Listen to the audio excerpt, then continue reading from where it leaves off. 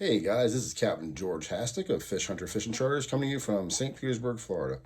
Well, there's definitely been an influx of mackerel. There's definitely more mackerel moving up into the bay. And the nice thing about it is they're decent size. Last week, we caught one mackerel that was, I think it was like 15 inches. Else was 18 to about 24, 25 inches, so all good size ones.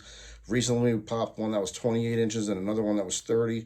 But the range right now, I'd say fairly is between 18 to about 23 inches. That's where they've been landing in that neighborhood. And a lot of big ones, a lot of big runs, and it's all being done on white bait and or like a gold spoon, silver spoon.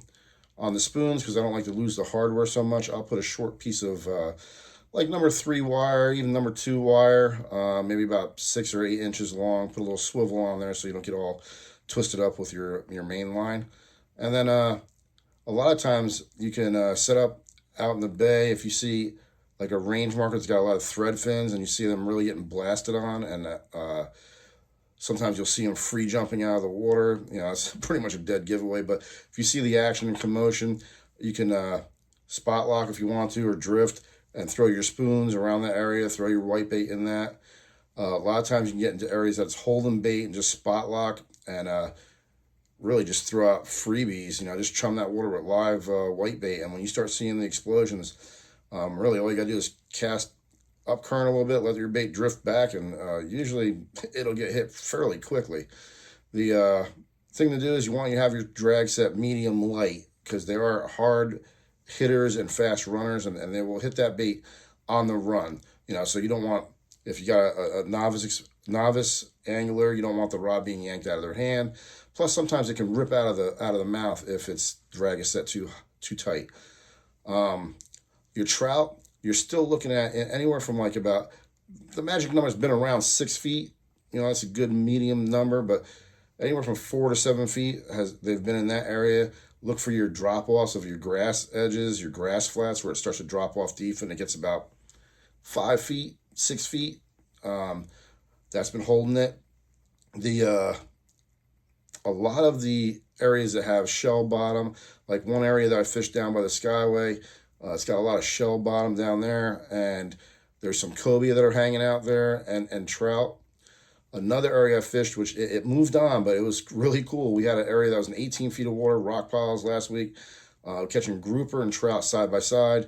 Went back out there. We caught a few trout, but not like that day. Now your snook, moving water is still the key. Moving water definitely for the trout also. I like throwing that sea shad.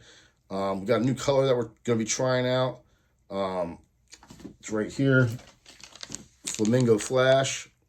So I'm going to be trying that and putting that to the test. It's got a lot of glitter in it, very bright, so I think it'll do well. The snook with the moving water, they definitely are under the tree lines, but recently, again, like the end of last week, I'm starting to see them come out from the trees a little more. We're actually hooking some without even chumming. They're out roaming a little bit, excuse me. And then a lot of them are still tucked under the trees along with the redfish. Most of our redfish have come out from underneath the mangroves. So a good cast under the mangroves, let your bait drift under the mangroves if that's possible, depending on which way the current's flowing. But it's definitely under the mangroves. And on the redfish, both will eat it, but the redfish, if you throw a nice piece of like cut pinfish, cut threadfin underneath, chunk of ladyfish, and you get it underneath, that'll definitely work. If the current's too strong, put enough split shot on there just to hold it in place so that scent builds up, and that'll draw your snook and redfish to that bait. All right, this has been Captain George Hastic. Have a good day.